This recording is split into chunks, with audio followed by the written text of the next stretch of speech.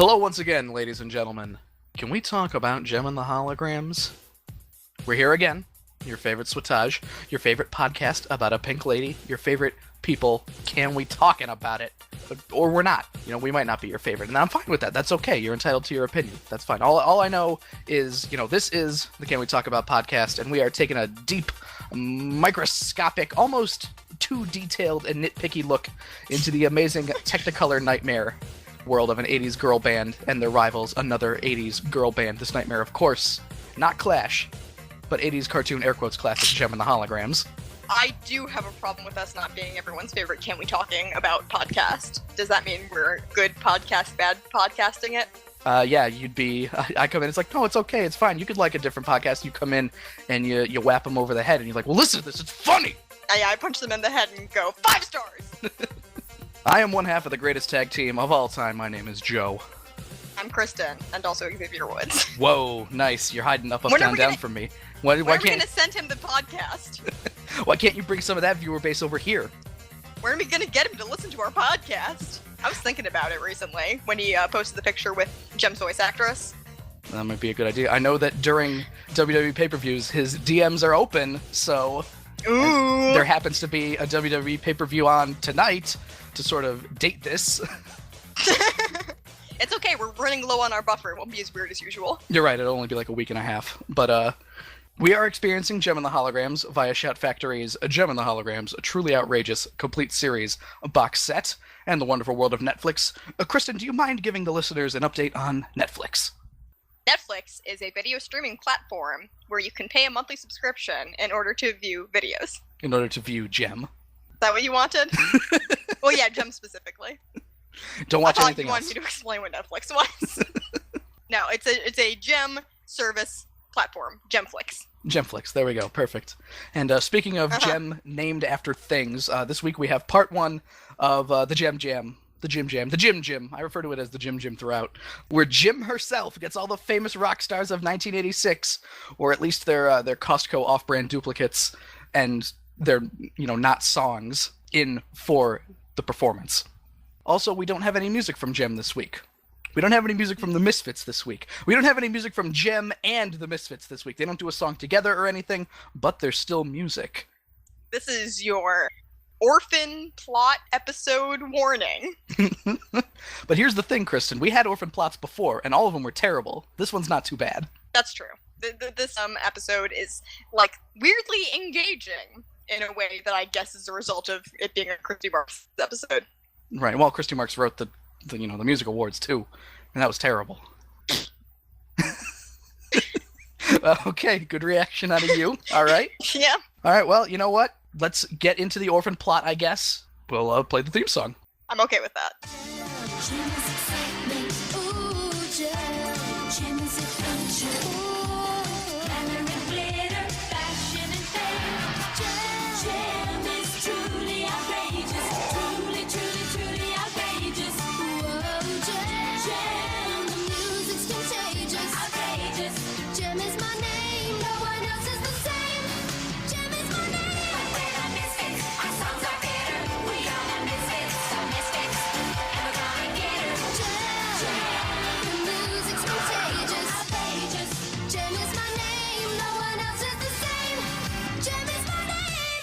So this episode, as we stated before, is written by our favorite show creator, Christy Marks, doing the work, putting a lot of work in this season, writing her this is probably at least the 10th episode that she's written this season. Yep, keeping a lot of her regular canon going. Clash do disguise. Clash by herself, unaided. Yeah, Clash does a lot of disguising in this episode. This is the first instance of that, right? Yeah, I believe so. So at least we know that it came from Christy Marks now. We started a swanky party at some hotel kind of place. Already in progress. Swanky party already in progress. I immediately notice as we are panning across, the meeting room of this hotel where Jem is holding this press conference, I guess.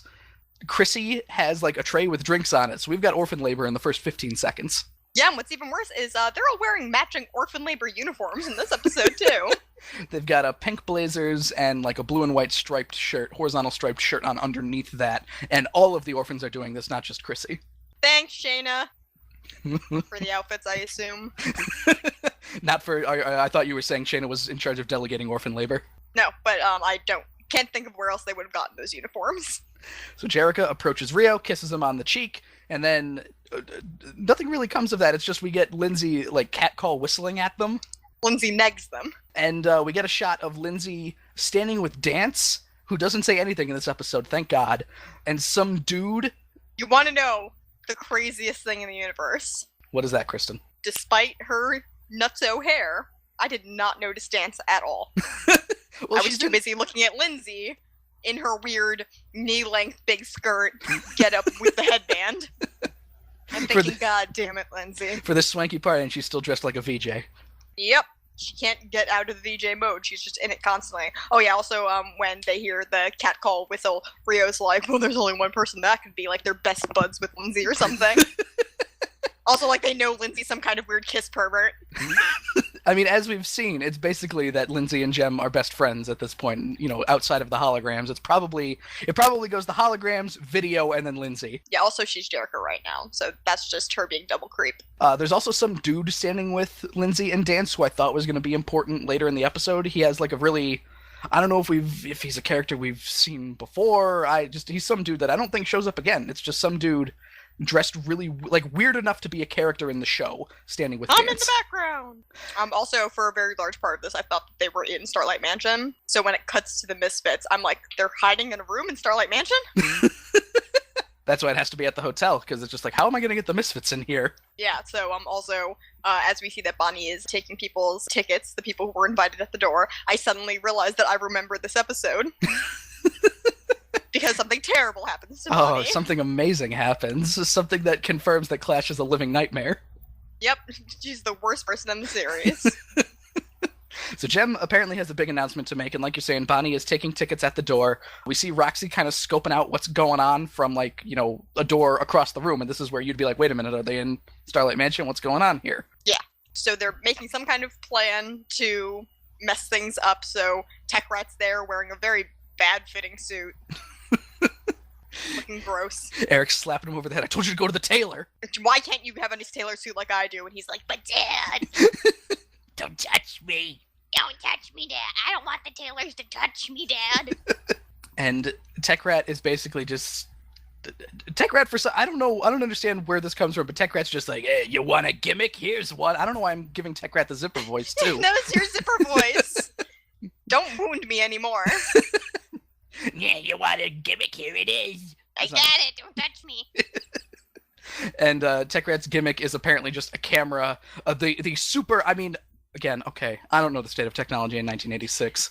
This could have not been a thing, but you hear this now. It's a camera, and it shows you what it's pointed at. Whoa! Maybe it's because it's, like, wireless, maybe, that it's a super technologically advanced thing, but yeah, it's a camera that will be able to broadcast into, like, a weird screen that they have in, like, a suitcase in this room 10 feet away. Yep, and they did lots of elaborate planning about how they're going to scope out whatever this big announcement is. And as Clash comes out dressed like a reporter with a weird hair turban on, she's like, well, it's by invitation only, how am I going to get in? And Eric literally goes, not sure. Yeah, it's basically just like, yeah, we did all of this planning, Tech Rat made a camera, and then, hey, wait a minute, this is by invitation only. Well, that's your responsibility, Clash. Get out there, you can do it, I believe in you. Again, maybe this is Eric secretly hoping the plan doesn't work. He self-sabotages. So here's where the terrible moment happens. I'm going to say that this was innocent enough. Clash might not have known about the whole orphan thing with Jerica. Maybe. Well, yeah, you have to think that if she did know, then she asks herself, how do I get in? And then answers herself, I need to ruin Bonnie's life. Because she goes over and approaches Bonnie and just, off the cuff, is just like, hey, kid, I saw your dad over in the lobby. And the camera slow zooms in on Bonnie, and she goes, my father? For those who don't know, Bonnie is an orphan. All the little girls in this episode are orphans. They don't got dads. It's apparently pretty bad for Bonnie, because she is, like, this is her defining character trait now, not being blind. Yeah, no more blind stuff. Her eyes were perfectly fine. Now she is just constantly torn up inside over the fact that her dad, who she believes to be alive, who she has never met, is looking for her. Bonnie asks Clash, "Oh, did he have red hair?" And Clash is like, "Yeah, Totally. Yeah, totally he had red hair." Yeah, he's right over there. I saw him with red hair. And this is enough for Bonnie to just run away and let Clash in. And Ashley is just like, Ashley grabs Bonnie's shoulder, basically like, "Bonnie, what the fuck are you doing?" Bonnie looks around in the lobby, does not see her dad, or a man with red hair at all, in fact. And she tells Ashley, "I was looking for my dad." And Ashley's like, "You have a dad." Ashley, reverting back to her complete bitch state, says in, yes, the most blunt way possible, "But you don't have a father." And Bonnie's like, "I do somewhere." Yeah, reiterating all the stuff that she knows about her father. Yep, her mom had told her that her father is an American with red hair, and that's it. Good news, she will find him by the end of the series. With that really narrow field to go on. American, red hair, got it. Bad news. It's not today. She goes through at least 2 people before finding that guy. One of whom kidnaps her. So it takes a little bit of effort, but we get there eventually. Ashley surmises that this was just a mean trick, and she doesn't even say, like, "I'm sorry for just being like, you don't even have a father." It's just like, "Oh, well, that person played a mean trick," even though I said something that's basically just as mean. Ashley was like, "Well, I don't have a father. No one can have a father." And this is where we see, yes, indeed, that all of the orphans are wearing the pink blazers and striped shirts. They are indeed the help for this party. Which is unfortunate. Yeah, Chrissy's serving punch. It looks like, pink lemonade, kind of, but I'm not here to... Chrissy is serving pink water. Pink water. She brings it over to a rock and roll leather jacket kid. He swipes the glass away, basically, when she says, "Would you like some punch?" And then he drinks it down and he's like, "Bring me another, please, woman." And Chrissy is like, "Hey, how about after you learn how to walk, you can get your own damn self some punch," which I think was a great response. That's good. She told that kid what for. Although it's going to come back to bite her in the ass. I don't see why. He was being rude. She doesn't have to take that shit for Jem. No, she doesn't. I don't know what kind of environment Jerica has fostered them in, where she thinks that they need to endure, like, slights and abuse in order to earn their keep. I forget who says it later, but we'll come back to that. Yeah. So all the guests have arrived, so now it is showtime synergy, and Jerica turns into Jem, and there's like a weird like bass guitar line as we see a shot of the holograms playing, none of whom are playing the bass, by the way. And then Kramer comes in. I was going to say, it turns into the Seinfeld theme. There's a shot of the orphans, and there's very paltry applause sounds, like the audio mixing in this entire sequence is like non-existent. It's really, again, we'll come back to it. There's a shot of the orphans, and they're all clapping, and it's just like, it sounds like there's 2 or 3 of them clapping. Like, that's it. Yeah, that's what it sounds like. Jem starts giving a speech for the crowd. We see a shot of Clash, like, bumping into video. Like, could you be more obvious? Yeah, you put in your notes, for some reason she bumps into video. We know why she does it. Come on. Why give yourself away, Clash? Jesus. She just can't pass up an opportunity to remind video that her nightmares have come to life. That her hunger pangs are alive and in true form here. Yep, video is like, "Can I please eat something?" Does video say anything in this episode either, or is she only in that one shot? I think she might only be in that one shot, yeah, because for a split second I got her confused with Lindsay. But no, that was definitely video. Huh. Well, Jem is on stage, and she announces the Jem Jam, the Jem Jam. And once again, when she introduces it, she pulls I wrote this down too. She pulls the microphone away from her mouth, even though she's still speaking in microphone reverb tones. So, great job. She still has not mastered speaking into a microphone. Also, Joe, why is it called the Jem Jam? I'm assuming it's because... Why couldn't it have been called the Hologram Jam? Oh my god! Right? Oh my god, that's way better! But no, it has to be the Jem Jam. Damn it, Christy Marks. It was right there in front of you. We are so good at wordplay. No, we're not. Yes, but... Okay. Hologram Jam is really good. No, you're right, and you did another one last episode, too, that I can't remember. Gripper, right. Okay, so you're good at wordplay. I just like sticking the word Kimber into words. That's true, but you're very good at it. As she is announcing this, as Jem is announcing the Jem Jam, there are occasional shots of the Misfits washing in their room. And here we have now the introduction of the stars of the Jem Jam. Stevie Wonder. Jem Jam! Roland Owens, not Stevie Wonder, don't worry. Blind black guy piano player, not Stevie Wonder, I swear. Where'd they get these names? I guess they're trying a little bit more than usual. They are, yes. It's not Except as bad. with Lena Lerner. They didn't try it all with her. It's not as bad as it was in that episode where they, turned the magazine towards the camera and there was like Popper and the moss-covered stones and shit like that. We did also discuss for that episode though that it went by so fast that the only way you possibly could have read it is if you paused it, which was not a thing you could do on television. If you were an asshole like us.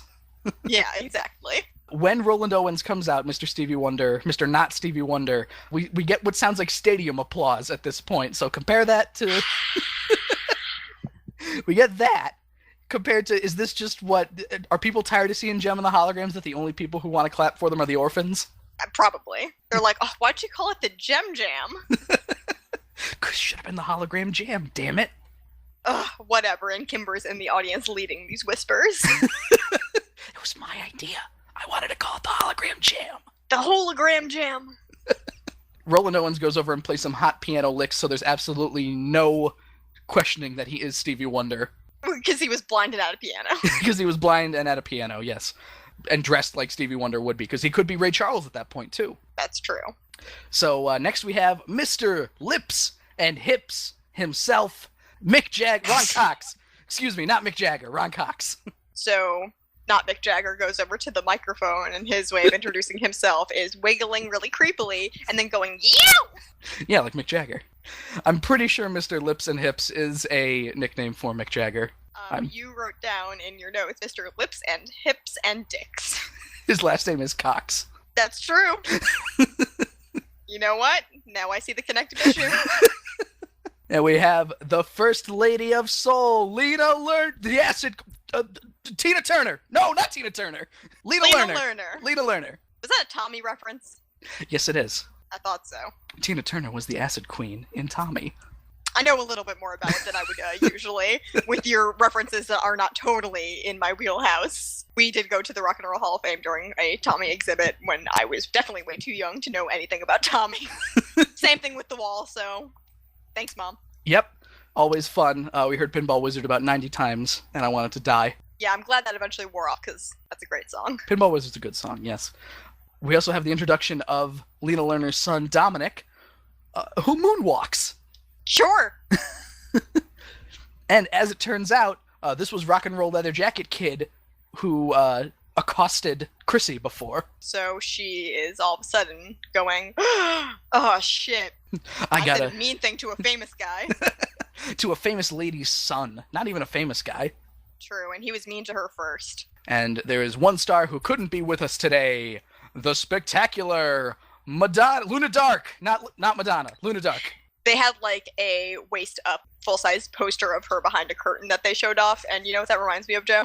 What does that remind you of? In Paper Mario: Thousand Year Door, there is the one Bowser interlude where he goes to Petalburg and is looking for Princess Peach and sees on a window what appears to be Princess Peach looking out from inside of a house, but it turns out it's just one of the Koopa's life-size Princess Peach posters.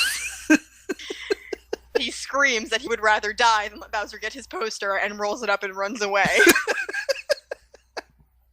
Damn, that Koopa's got some good ambitions. He's gonna be the next Bowser. That's a creepy Koopa.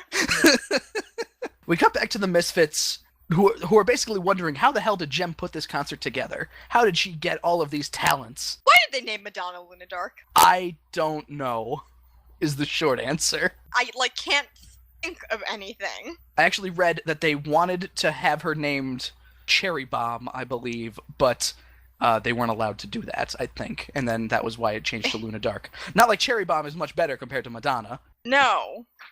Eric has a simple answer, a very, so simple. How are we gonna divert attention away from Jem and the Holograms? And he pulls out skin-tight Tron suits. Yeah, Tron boy.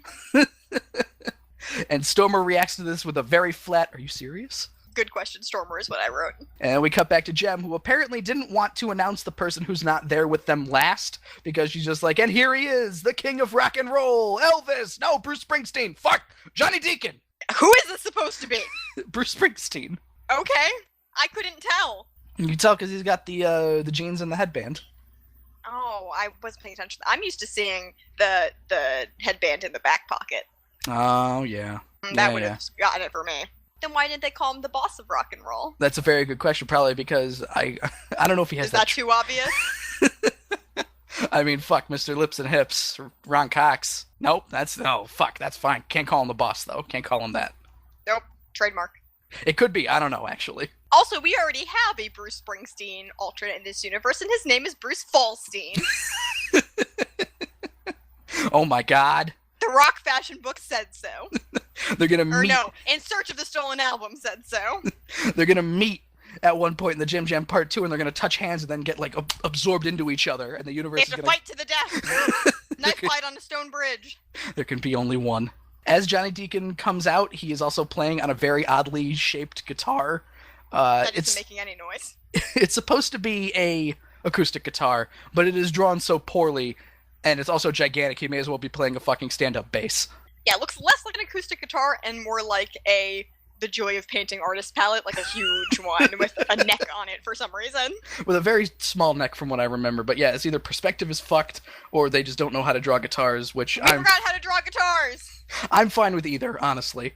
So we cut to Ashley, who's standing in awe of Johnny Deacon, and then some dude runs over and is just like, "Look out, little girl," and like shoulder checks her out of the way in order to get closer. Cousin. Yeah, so Ashley kind of pouts, and she's like, one day they're gonna want my picture.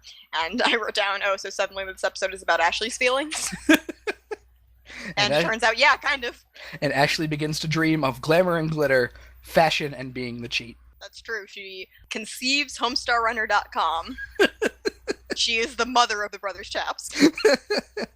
So we get song number 1 of the evening. A song by Ashley. Was it Ashley and the Starlights? That's what the big sign in the background says. That's what the big sign in the background says. says? Ashley and the Starlights. I Can See Me, which we will play for you right now.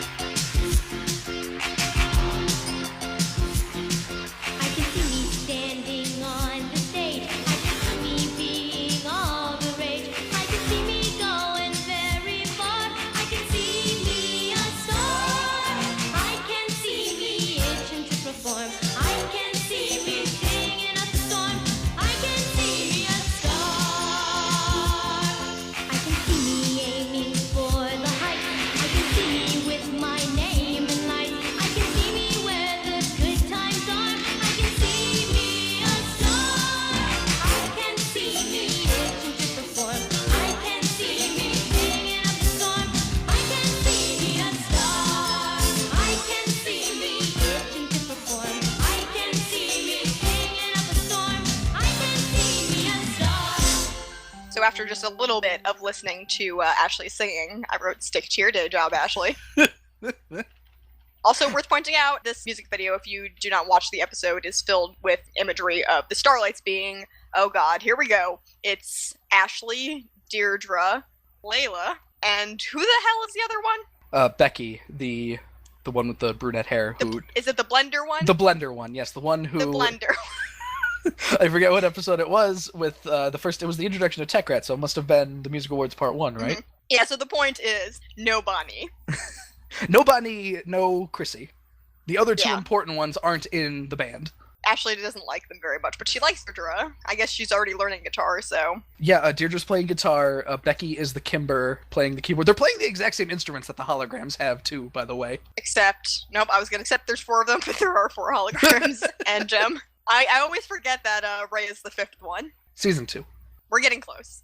So after we get the logo for Ashley and the Starlights at the beginning, there's almost like an Uncanny Valley-ish, like scarily detailed pan across Ashley's like eyes. It was weird. It was very weird. Basically, I mean, there's not much imagery to go with in the song. They're playing a generic concert, pretty much. Ashley is flying through star space. She's saying, "I can see me 5 million times." She, in her own mind's eye, she can see herself, of course. That's weird. Is her eye a mirror? Whoa. How can mirrors be real if our eyes aren't real? Oh, that sentence upset me a little bit. There's the band members on a bunch of monitors. Ashley is like roller skating onto a weird planet set that I almost mistook for the Universal Appeals set at first. She doesn't have cool rock star clothes. She's still dressed like the Cheat, so... those are her cool rock star clothes, Kristen. Yeah, dressing like the Cheat is the latest style. They're dancing at a disco, getting on the cover of some teen magazine, and then they fly away on a star. Literally, this is... Ashley may as well be making the Holograms 2.0 with this song. Joe, what is Ashley and the Starlights truly outrageous? Oh, it can't be I Can See Me? No, it has to be a phrase where they could, because Starlight Kimber can't be like, oh, that's so cool, I can see me. See, it's not a good conduit for outrageous. Right, okay, so they're truly outrageous is really exasperating. Really exasperating. That's great. So she can go, whew, exasperating. I like it. So that was all clearly in Ashley's head. That was the end of the song. I like the song. It was a really short daydream. I like the song. I know Ashley sang it better. Yeah, Ashley, probably could have gotten a better singer for Ashley, but I still think it was good. Because they're trying to get her to hit notes where she's like clearly straining in like her high voice. She's like, I can see me. She sang it as well as I would sing it. Maybe. And, are you saying Ashley's a better singer than I am? Yes, I am, Kristen. Ouch!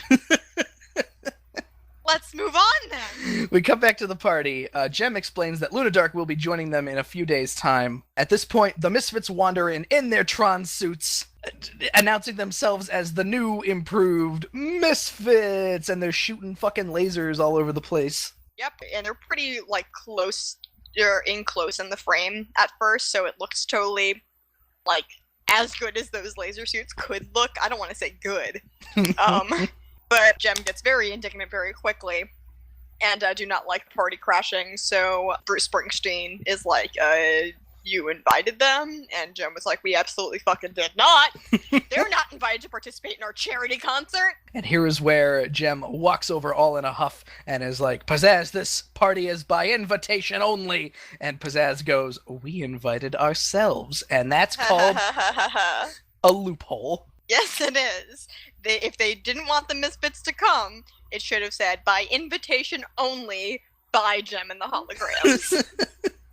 Yeah, who died and made Jem and the Holograms the only people that could invite people to Jem and the Holograms parties? Learn contracts. At this point, also some punk-looking assholes come to the party claiming to be Jem's fans. I guess this is the other part of the plan that Eric... Alright. I don't remember Eric ever saying that there was another part of the plan. You're right. That's the problem. Because I was just about to be like, why would Eric... I mean, okay, I understand why. Because even though they come moments after the Misfits, and one could be like, I think the Misfits might have brought these people into the party. It's not clear. It's not clear, but these guys come in all looking threatening and shit, being like, I'm a big fan of Jem and the Holograms. You better be a fan too. So they're posing as Jem fans who are very rowdy and have chains. The end of segment 1 happens with one of the red hair punks smashing a camera with like a fucking billy club or something. And, I mean, nobody's in threat of dying, I guess, unless it's like that dude getting camera pieces all over him. No, but it's like the party's in danger. Not the party. Segment 2 starts.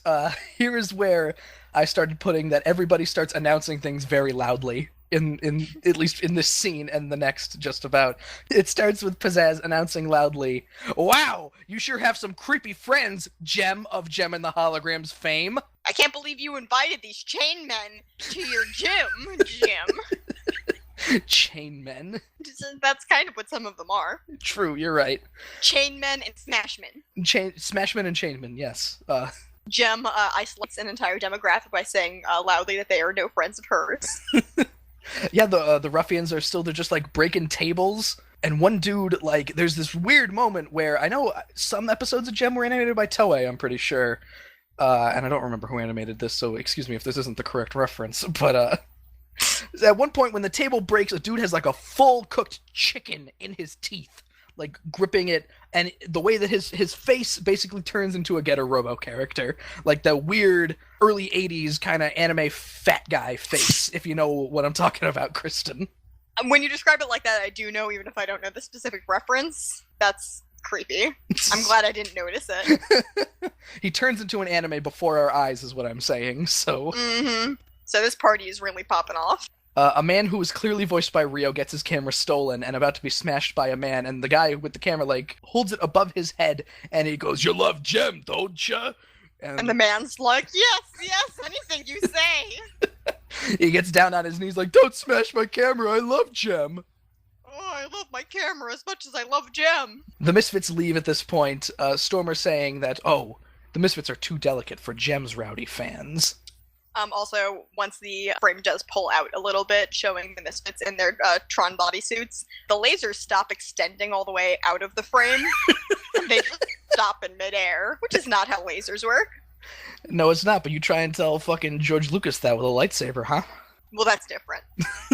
Clash then announces loudly, "Yes, let's follow the band The Misfits out of this party." And some people agree with her, even though it's clearly a setup. A few people leave, but then Lindsay announces very loudly, "I am staying with my best friend Jim." Aja speaks. Thank God. Okay, now that you've had a minute to get over that shock. Aja says a word. Yeah, Lindsay and Aja basically go, "We're gonna start beating up these men." Aja just appears to be a little bit of karate. I put it at, Aja takes point, basically, on dealing with these ruffian punk assholes, and I put it as she Steven Seagal'd some dude to the ground, meaning, she did a little judo, used his momentum against him, and fucking threw him to the floor. Yeah, so, and Lindsay does some kicking of people a little bit later. There are people who are on the stage, two ruffians, and they have guitars, and they're like, "Oh, check out these guitars! Let's steal them illegally!" Loudly announcing their intentions to steal guitars, where... Illegally, yes, thank you. So Jem goes to the stage and she, hands on her hips, "Mr. Bald Men, put those guitars down or you are going to your room." You're grounded. So, yeah, they decide that they're like, "Well, what are you actually going to do about it, Pink Lady? What are you actually going to do about it, Rizzo?" Jem says to Synergy that she needs some punk repellent, and the guitars turn into really weird dragon monsters, but I said in my notes that if she wanted punk repellent, Synergy should have hologrammed their moms. It should have actually been someone going, "Derek, go to your room." "Oh, Mom." You're not getting any dinner tonight. Oh. How dare you? "Quit listening to the Ramones." Why don't you ever call me? One of them, after the guitars turn into horrible dragon monsters, exclaims, "They're haunted!" And they run away. That's not how ghosts work. Johnny Deacon and Rio are standing next to each other, and they both put their feet out to trip them. But considering Rio's standing directly next to Johnny, I think Johnny's the only one who actually ends up tripping anybody. Rio just wants to look like he's helpful. He's too busy being like, "Oh my god, I'm standing next to Bruce Springsteen." Oh, I wonder if he's going to take off his handkerchief and put it in his back pocket. Lena Lerner asks the dude if he wants to dance, and then she smashes her heel into his foot. And then they do a assist with Lindsay. Lindsay punches the ruffian in the stomach. Yeah, they tag out, and Lindsay then takes care of the rest of him. Deirdre and Ashley, pull a cable around two dudes, like they're fucking AT-ATs or something. And then the rest of the orphans come and join in to, suffocate them, to, squeeze them to death with the rope, basically. Yeah. Also, one of the ruffians that's getting roped up is dressed like a scary buff Uncle Sam. He is. Yeah, I don't understand what's with that guy. I forgot all about him until just now. Yeah, he was very patriotic and had a big orange beard. And then Jem announces loudly, "You ruined my party!" You ruined the Jem Jam! And this is enough for the last two thugs to be like, "Well, bye." And Jem apologizes for all the chaos, but Lindsay's like, it's fine. "This only goes to show how desperate the Misfits are." And then they all laugh, I think. Well, somebody even says, "The Jem Jam is still the hottest news in town." Just some random background character says that. And I have to wonder, what the fuck did Roland Owens think of all this, being blind and all? He and Kimber were in the back, and she was trying to just make casual conversation so we wouldn't know what was going on. It sounds really loud out there. What's going on, Kimber? Don't worry about it. It's fine. Your Kimber impression is flawless, by the way. Thank you. Usually, I usually don't try with female impressions, as you can tell. Usually just reverting to the zipper voice. Yeah. I try with the deep, rough voices, so there's no judgment here. So we cut to Starlight Mansion, where the celebs that are all taking part in the Jem Jam will be staying for a few nights, which is weird. I don't know, like, one of the first things that I forget if she's Jerica or Jem at this point. I think Jerica. Yeah, she's she just is. like, we have plenty of room here in Starlight Mansion, which begs the question, why didn't they just hold the party at Starlight Mansion? Then the Misfits wouldn't have been able to get in, I guess, so there's your answer. Right, plot shit. Mm-hmm. That comes up later, too, so... So yeah, they have enough rooms, I guess, available to accommodate 5 musicians and a blind guy, or including a blind guy, I should say. So, is there going to be somebody, like, hanging out with Roland Owens, making sure he's, like, okay? I guess so? Maybe he has, like, an assistant that we haven't seen. Maybe. Who knows? One of the orphans tells Chrissy, I think it's Becky at this point, the brunette one, I think the blender so one, too. Tells her, hey, now it's your chance to make it up to Dominic Lerner, who was a jerk to you, so you really shouldn't be apologizing to him. Yeah, I don't understand why she needs to go apologize to him. I guess it's less of a make it up to him and more of a bury the hatchet sort of thing. Probably, yeah, because she walks over and she's just like, hey, you're Dominic Lerner, aren't you? We talked before. And he's like, yeah, here's my bag. Take the bag upstairs, Well, please. no, she says, I'm Chrissy, and his response is, yeah, I can read. What the fuck does that mean? They're all, I forgot to mention, they're all wearing name tags with their names on it. I didn't see that. Okay, so that seemed really weird from my perspective. And then his response after that is, here, take my bag. Yeah, so they walk up the stairs, and Chrissy's attempting to kind of talk about the party, and Dominic's like, fuck you, you had a chance to be nice to me, and now I'm gonna be rude to you. And none of this makes any sense. It was a glass of punch, asshole. Yeah, and you asked for it rudely. Chrissy is not your personal waiter. And once they get upstairs, Dominic just opens a door, and he's like, I want to stay in this clearly femininely decorated room. And Chrissy's like, this is my room. And he's like, fucking whatever. I want to stay in girl room. And that's Chrissy basically lets it. him. She lets him. And then Chrissy's just like, oh, what a horrible, arrogant pest that guy is. And the other Starlight girl who was talking to her before, I think, or Blender. a different one. Blender, yes. There's a different blonde one with a hat who was also in this episode. Maybe it was this one. I don't remember. Like Blender. a blonde one with a hat that's not Deirdre. Yeah. They need to get some more variety with these orphans, because there's like 2 of them. They're like 2 pairs of each of them that look exactly the same. The other Starlight girl who's there, though, Blender or a blonde hat woman who's not Deirdre, basically just goes, well, that sucks, but you could take it. You could take being stepped on and abused it's for Jem's sake, so you gotta do it. See, what they should have done there is say, ooh, okay, that's rough. Let's go talk to Jerica about this. Basically. But nope, they don't trust Jerica because she's done nothing to prove herself trustworthy. John Deacon's drummer has arrived, and he wants Jem to meet him. This is my whole band. It's me and un drummer. It's basically that, yeah, she's still Jerica at this point, so Johnny Deacon just goes over and is like, hey, I want Jem to meet the drummer. And Jerica changes into Jem in the middle of the upstairs hallway. There's a lot of wonton changing in this episode as well. Yeah, she's not doing a great job with all of these people who should be able to discover her secret identity, but whatever. But fuck whatever's going on in that scene, because we fade to Bonnie, who's hanging out at the top of the stairs when she announces loudly to herself, I wonder what it would be like to have a father. Song number 2, A Father Should Be. Bonnie gets a song. Bonnie gets a song. Good for Bonnie. She's better at singing than Ashley. Right. Yep. Everything's all dark and shit. This is honestly, it's Bonnie's like, clutching her knees to herself, and everything's all sad and shit. And it's, a father should be a good man. A father should be wise. A father should be tall and strong, with laughter in his eyes. A father should be behind you. Whoa! Wait a minute, Bonnie. Again. Whoa. No, we discussed this right before we recorded this episode. You know what would be a good way to change that line? A father should stand behind you. Or just a father should stand by you, because that matches with the lyrics. That too, but nope. Well, Bonnie's a little girl, so She doesn't know, but that's the problem. It's Kristen. I'm coming from behind. It's they don't understand. Yeah. Uh-huh. It's one of those things where they don't get it until it's too late. Mm-hmm. We have some interesting images that show the Vietnamese War. Or something like that, because Bonnie was a baby during the Vietnam War. First of all, Yet it shows her fully Bonnie current age, wearing Vietnamese clothing, running through a jungle. running through a village on fire. Yeah, so things aren't going great.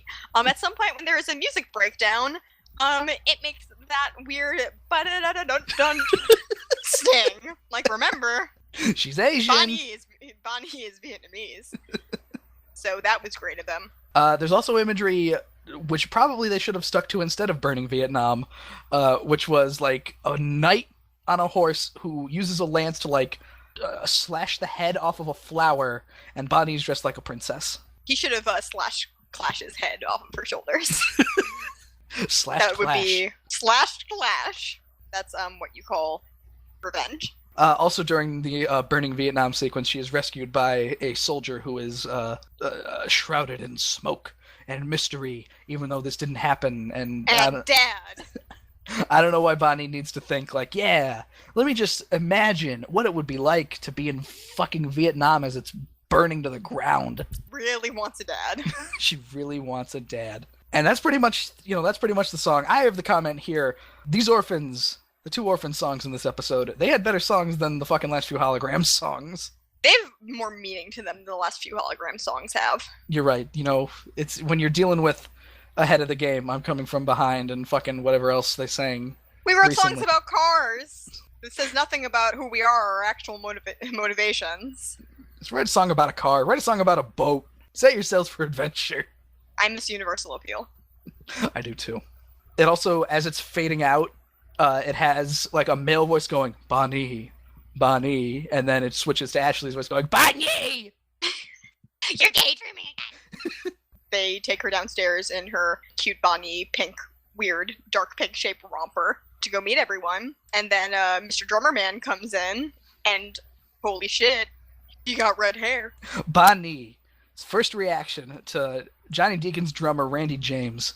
It's just some dude with red hair, and she's just like, that is my father. So has she never seen a man with red hair in her life, like out grocery shopping or anything? Or is she just really thinking hard about it now? She's still feeling the after effects of what Clash did to her, which is why she is now in this state where any man with red hair is going to fucking be her father. Isn't she like 10? She's not that naive.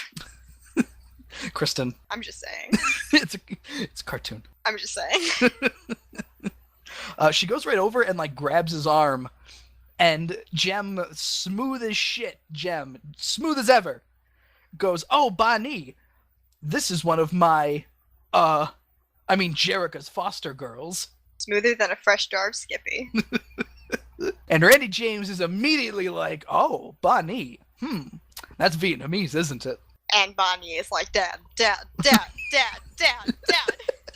That's basically what it boils down to. Is she's just like, oh, he knows what Vietnam is. This must be my father. So worldly. And Bruce Springsteen is like, haha, the girls love Randy. She's 10. That's creepy. Yeah, I don't know if that's that might be Johnny Deacon shitting on him, though, Yeah, I guess so. Haha, he's always getting 10-year-old girls. These are the only kind of girls that Sing, like you. I always knew I would find you. Oh, God. Yeah, that's, ooh, good. So we cut to the roof of Misfits music, where Pizzazz exclaims, what a dumb idea! And they're all holding balloons. They are all holding balloons. I swear... Isn't Tech Rat there, too? I think so. I think it's the Misfits, Eric, and Tech Rat all holding balloons. Clash Which is still they do for about a half hour before they let them go.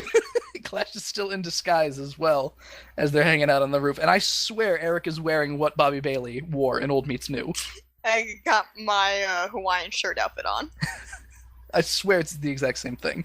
Ready to go. I don't understand what Eric's balloon plan, which is just for them to let a bunch of balloons go that say Misfits on them. Runballoon.exe. Kristen, would it not be better if they let the balloons go on the ground? Because they're already on top of a skyscraper. That is the problem, yes. Yeah. So if instead they just had a huge, net above them that they could release onto the ground full of things, that would be a better promotion. Unfortunately, Joe, I don't know if you knew this, we need them to be balloons because there's a helicopter accident later. There's your explanation. You know what? That makes perfect sense. Of course. Hey, it's a cartoon. Roxy accuses Eric of going soft in the head, which is a bit much. Yeah, they just need to, It's enough to be like, this is still a shitty plan, Eric. You have had just swing and a miss these last couple of episodes. I mean, Tron suits? What the fuck? Come on. Like, you are a businessman. You're not new to this. We have an excuse. We cut back to everybody who's playing beach volleyball in the backyard. Apparently, there's also a helipad at Starlight Mansion, because we need the helicopter. Howard Sands played a lot of volleyball and took a lot of helicopter rides. Randy spikes the ball, and Jem and Shannon nearly kill each other diving for it, like they nearly conk their heads together. And Bonnie is watching and clapping so much, because she is just so happy her dad is good at volleyball. And Kimber dismisses this behavior as, wow, Randy has his own fan club. And Jem says, who said you could talk, Kimber? Stop wearing those sunglasses that she smacks them off of her face. Yep, Kimber doesn't say a lot this episode either, which is a nice break after all the Kimber episodes. If only Aja and Shayna said things too. Aja got one line this episode. I think she gets two. She Oh, says one twice word. as good as usual then. She says one word later, I believe, in segment 3. That's a 200% increase. Lena Lerner is wearing a shirt with a giant Lena on it, just in case you wanted to know how to fucking spell it. Because it is not like Tina. It is like Lena. I spelled it Lina because I'm used to Lena Inverse from Slayers. That's fair. Also, that's how you would spell it if it were Tina, but with an L. Rio arrives, and he rebukes an offer to play beach volleyball because he needs to take a look at the sound system or something. What sound system? Why does he keep making up excuses? Maybe he just doesn't want to get his cool shirt dirty playing beach volleyball. Maybe it's hard to play beach volleyball with the hook hand. You know, I keep referring to it as beach volleyball, even though they're playing it in the backyard. That's true. Also, yeah, beach volleyball is a 2-on-2 game. They're playing That's the actual difference. They're playing like 4-on-4, aren't they, or something? Yeah, that's regular volleyball. Oh, I thought they were playing fucking gym class volleyball. Where you rotate. Where you rotate. So everyone gets a turn to serve. God, love that gym class volleyball. A helicopter arrives, so thank goodness for the helipad. Johnny Deacon is just in a helicopter. I went and got my helicopter. And he offers Jem a helicopter ride, and Rio's like, oh, don't worry about me. Please, go take a helicopter ride with a famous musician, but not in so many words. I'm not jealous. Why do I look jealous? Because I'm not. Rio's not jealous at all. And as they're flying away, Rio's like, I'm not jealous! Kimber's just like, Rio, please. I understand. They're gone. He turns to Kimber and kicks over a potted plant and says, I'm not jealous. Rio basically, I don't remember if it's at the end of the season or the beginning of the next season, he basically gains an entirely new character trait that turns him into a stupid asshole. And he kicks over a potted plant, which is probably the most famous GIF from Jem. If you've seen anything on the internet from Jem, it's probably been the GIF of Rio kicking over a potted plant. Yeah, and to describe it a little bit better is the whole thing with him and Jem and Jericho before was like, oh, well, we don't want to hurt Rio's feelings about how, we've been catfishing him this whole time. Then turns into, I am literally afraid of what Rio will do if he finds out I'm lying to him. And then anyone exhibiting any, slight leaning toward dishonesty toward anyone makes Rio go off and scream at them. And kick over potted plants. But anyway, we'll cross that bridge when we come to it. While they're in the helicopter, Jem goes, oh, look, it's Starlight Music, as if this new view of the building is that amazing. Ah, there's the top of the building that I'm inside sometimes.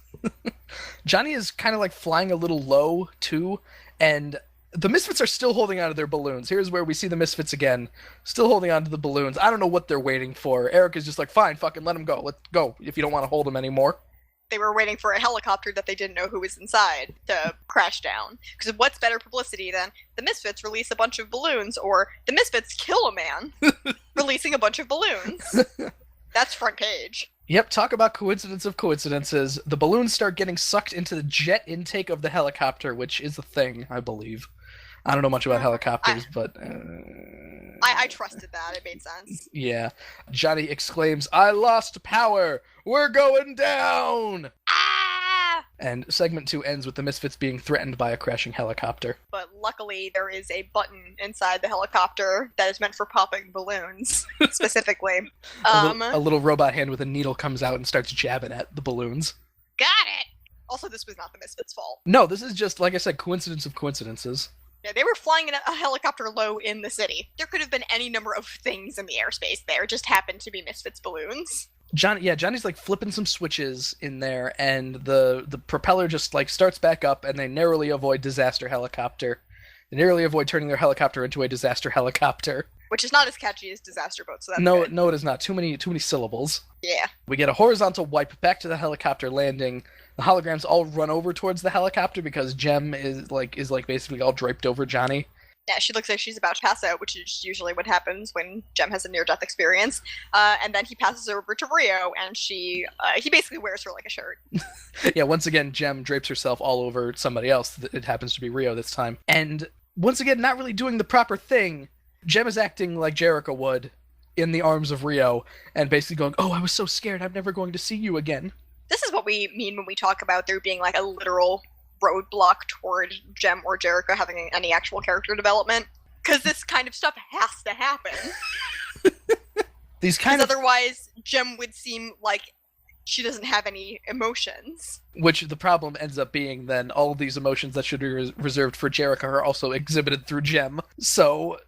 When there's no time to do swapperoonies. No. Yeah. And it was a near-death experience. Still not helping her case, though. So Aja and Kimber noticed the Misfits balloons, and they decide it was the Misfits on purpose fault. You know what? I can't really... The proof is in the pudding. The proof in this point being balloons that say Misfits on them. So considering all that they've gone through before, they could easily just be like, yeah, the Misfits released balloons to try and kill us. I guess they don't actually like go after and accost the Misfits for this. They just kind of go, well, now we know how that happened. Well, all right, so here's the other thing, because they seem to have at least good humor about it, because Johnny goes, are the Misfits always this much trouble? And the holograms are like, always. Ha, ha, ha, ha, ha, ha, ha. Jem nearly died. Yep, I wrote, I almost died. Lena assures the viewers that the Jem Jam will go off without a hitch, and it will put the Misfits in their place, and she pops a Misfits balloon with her nail. Ouch. Do you remember when we were younger and we would get balloons from wherever, and if we fought over them, Mom would pop them with her earring? What? Yeah. Oh my god, I don't remember that at all. I remember that. If we couldn't share the balloon, Mom would take it and pop it. So that neither of us could have it. Shit, dude, that's savage. Oh, I want to do that to little kids someday. So we cut to a steel igloo, which, is this the rat hole, Kristen? I wrote down rat hole, but I don't think it's actually the rat hole, because I remember it looking a little bit different, and this is more like the rat igloo. The rat steel igloo. Which doesn't have the same ring to it as rat hole. No, it does not. Tech Rat is working on something, and immediately, like, the microsecond he feels Pizzazz's, like, devil finger on him, he's just like, don't touch me! I have a question. Have we ever clarified that the rat hole is an actual thing in the series? The rat hole is a place. It is Tech Rat's place, I believe. Yeah, we don't think that this is it, but that's not a thing that we made up to sound like idiots. It's what they call it. Well, that's the thing. I don't know if I know you've stated rat hole in the series, but I don't think we've actually talked about the rat hole as a place. You've just screamed rat hole occasionally. It's a funny combination of words. Can you blame me? Well, no, I don't blame you. That's the thing. Tech Rat is working on some kind of airport gate scrambling device. Which is a really specific thing to be working on. But I guess that's his area, isn't weirdly specific devices? I would say, yeah. They're waiting for Clash to arrive with information on where Luna Dark will be arriving, her gate, the time, whatever. Clash pulls off her face disguise when she comes in like it's a fucking hat. Face off. Really unnerving. Yeah, so Clash is there too. They find out when Luna Dark will arrive. Who knows how Clash got this information? She probably shook someone down for it. In a disguise. In a disguise, so they can't jail her for that. They can't prove anything. And Luna Dark will arrive on Flight 14. You know, Flight 14 at LAX. At no specific airport. At what I would assume would be LAX. I would assume. And yes, Tech Rat then hands over his gate scrambling device. He puts in the flight information first, which doesn't make any sense because all it does is scramble the thing. I don't understand why he couldn't have just given them a remote that didn't have a screen where he can put information into it. And they just went to the thing, found out what gate the flight was at, and then scrambled it. Yeah, okay. Whatever. All you have to do is point and press, which even somebody like Pizzazz can't goof up, according to Tech Rat. Okay, you wrote evil pizzazz, not even pizzazz. I did. It just so happens I wrote evil pizzazz. Can't goof that up instead of even pizzazz. But it also makes sense, so it's okay. What a slip. I like it. We get another horizontal wipe, going to Starlight Mansion. Jerica pulls up in the Rockin' Roadster for some reason, and she's picking up the holograms to go pick up Luna Dark. So Jerica / Jem, eventually, because she turns into Jem, Don't hologram and drive. in the Rockin' Roadster. She is driving, so she's stealing driving privileges away from Aja. She got to talk this episode, so she doesn't get to drive. Also, when they were in the not rat hole, Pizzazz has a dark version of Jem's weird crop top outfit on. Was she wearing the black version of the thing from In Stitches? I do not know. Okay. I can't remember that far back, but they were wearing they were wearing basically the same exact top with a jacket over it the same exact way. Right. So yeah, that's probably the In Stitches one then. Probably. So Gate Scrambler, they're driving along. Jerica transforms in the fucking Rockin' Roadster. Don't hologram and drive, middle of broad daylight in fucking Los Angeles. What the fuck with her vision? It's so bright. Whatever. I got into a car accident because I had holograms flashing in front of my fucking eyeballs while I was driving. Cartoon. Okay. The Misfits are dressed as limo drivers, I guess. Is this the same uniform that in Pizzazz's fantasy of Jem shoveling money into her limo? Is she wearing the same thing? I think it is. Just like a blue suit kind of thing with a blue hat. And the same makeup on because they can't take it off because it's tattooed to their faces. I have a problem with this mostly being, why didn't they send Clash to get Luna Dark? Because they need to kidnap her personally. I guess, yeah, because, I don't know, I guess it's supposed to be some cool reveal later. It's like, we said you were the limo service, but we were actually the Misfits. We picked you up personally. We lied. Or because they needed to find that the Misfits had taken Luna Dark, and they wouldn't be able to do that if Clash was in disguise. Yeah, well, they could probably assume. So, yep, they do Gate Scrambling. She'll be arriving at Gate 2, and then they press a button on the thing, which makes it so, no, Gate 13 is where Luna Dark's thing will be arriving. Holograms. So that's where the holograms go for their airport adventures. Adventure in airport. Adventure in airport, which is basically every episode. Uh-huh. The Misfits pretend to be Luna's limo service, basically. Every single thing that Luna says is asking where Jem is. Yeah, Luna has maybe 3 lines, all of which are like, okay, but where's Jem? Then later, all right, where's Jem, though? Jem! Jim? Oh, that's weird. I thought her name was Jim. Oh, I'm glad I heard here first. But yeah, when she does ask where Jem is, though, Pizzazz is like, get in the limo! Haha, come here. And Pizzazz also tells Roxy and Stormer to get Luna's bags. Classic Pizzazz. Yep. It's the little things. Those are the little things I like in the Christy Marks episodes. Yep. So they're at Gate 13, hanging out, and then they realize, something's wrong. I don't think Luna Dark is here. Maybe we should go to the baggage area. And oddly enough, the baggage area has clear glass behind it that allows them to see where the Misfits parked. And Shannon's like, wait a minute, that looks like Stormer. No, that's a limo driver. Your eyes are bad. More than one person can have blue hair. Really good disguise, guys. Really, really good. That's how they get caught. And yep, Shayna immediately goes to say, the Misfits have Luna Dark. They don't know that. They don't see her in the car. They begin to drive away in their not limo, so good lie, you guys. It's just like a purple car. I don't know, if they said, like, we're your drivers, that would have been a little bit more honest. But Jem decides that she's going to chase them in the Rockin' Roadster. As Jem is relaying her plan to everyone else, she actually walks all the way away from them and no one follows her. She just keeps talking out loud to herself. Does she leave them at the airport? I think so, yeah. Good luck getting home! She disguises the Rockin' Roadster as a taxi, which makes it look smaller, which I think is a traffic hazard. In the middle of broad daylight on an LA freeway as well. Yeah, so great job. Good hologramming. Pizzazz drives Luna all the way back to the Gabor mansion, and Luna once again asks, like you said, where's Jem? And at this point, I'm gonna assume Pizzazz didn't think the plan would get this far because her response is, who cares?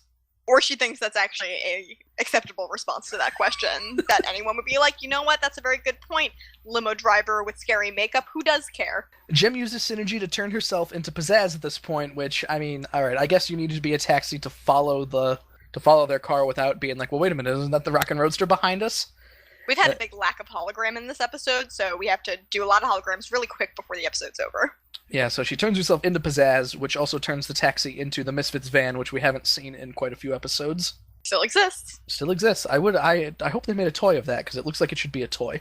I was just thinking, maybe this is like such a toy episode, that's why it showed up again. Well, she drives up to the gate, and the guy who's in charge of opening the gate is confused because he literally just let Pizzazz in a second ago, and Jem covers this by saying, "Don't worry about it, open the gate." Who cares? Let me in! And they're used to hearing that from Pizzazz, so he's like, okay, Miss Gabor. So she parks the car, it changes back into the Rockin' Roadster, which seems like a bad idea. And she starts snooping through very, very tall glass windows where you could definitely see all of her, just pressing her face up against it, basically going, Luna! Where are you, though? And she is on private property, so she deserves what happens to her next. Yes, we get some attack dogs. Jem puts her hands in front of her face and screams as we get a big to be continued as a dog, like, opens his jaw really wide and he looks like it's gonna fucking, like, unhinge and turn into the fucking, like, the dog monster from The Thing. I don't know what that is. Yeah, well, we gotta watch The Thing. It's another John Carpenter movie. Maybe we'll get to it eventually. Yeah, we do have to. So, I don't remember too much of the Jem Jam episode 2, but I'm pretty sure that Jem gets saved by Harvey Gabor. That'd be pretty neat. He's like, who's this pink woman? Stop, dogs. Please don't attack the pink woman. Oh, did Pizzazz kidnap a famous rock star again? I am very sorry. Go collect her. Here's a check for $30 million. I hope this will cover the damages. It's weird because I felt like the dogs were kind of like the prelude into when they get the backstory about Pizzazz's mom, but I know that doesn't happen until the next season. Yeah, it doesn't happen for a while. So I'm not sure what kind of deep conversation Jem has with Harvey Gabor, or if there is one at all, but I think that's what happens. Man, the more I look at you writing out Lindsay's name as Lin-Z, I just write Lindsay spelled out because I don't have the time for that. It keeps looking more and more like Coach Z to me.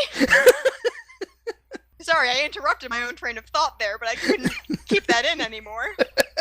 Well, thankfully, Lindsay can speak a bit better than Coach Z.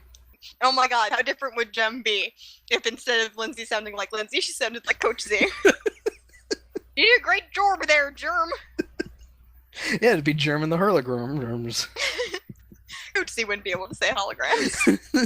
Holograms. Germ and the holograms. So okay, that's enough Homestar Runner. We get an encore. We get an encore of I Can See Me. Since this isn't Jem or the Misfits with the usual sort of announcement by Lindsay, she goes, rock along with today's music video. And then we get I Can See Me. And then we get A Father Should Be, where Lindsay goes, here's today's special encore music video. Bye, Bonnie!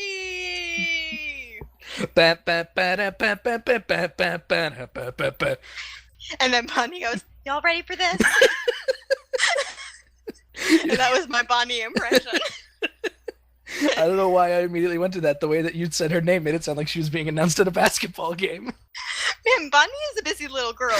She's an undercover cop. She's a basketball player, and she's looking for her dad. And her eyes don't work. Yeah, so, man, that's a heroic story. Can you she's believe- like hero pets, but she's a blonde orphan. Can you believe that we went through basically the entire episode without making blind jokes for Bonnie? I'm proud of us. Because now she's I don't know how well we'll do in the next episode, especially after pointing out our restraint here. But God, do we try? Well, now's the point in the evening where we will list off all of the fun contact things where you can reach us. You can follow us on the Twitter machine at CWTAPod. You can follow me at Octopus, that is AWKTAPUS. You can follow me at FunnyGirlTM, like Trademark and Joe. Guess what? What? We got another podcast review on iTunes. So we got a review by Barely Butts, which is our friend Avery.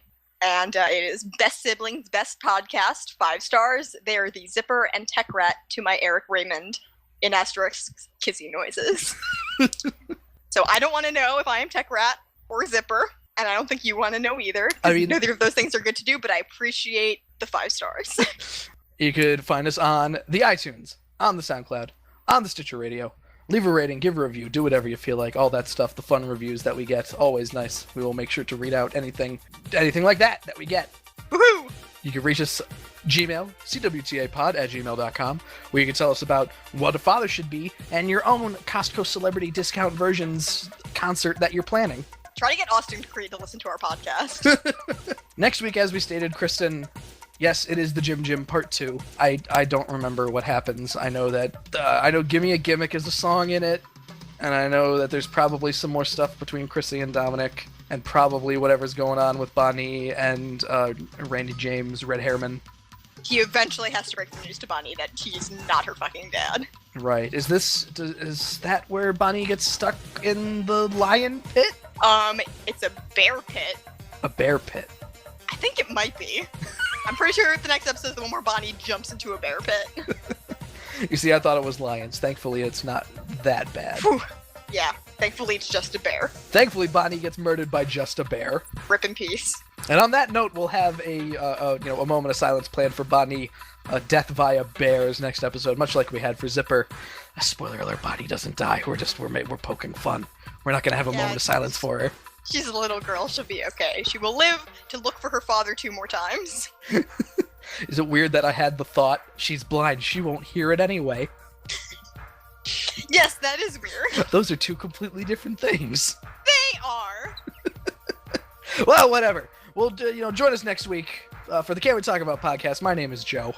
I am Kristen. And we'll be back next week talking about some more Jem and the Holograms. Checks in the Jem Jam.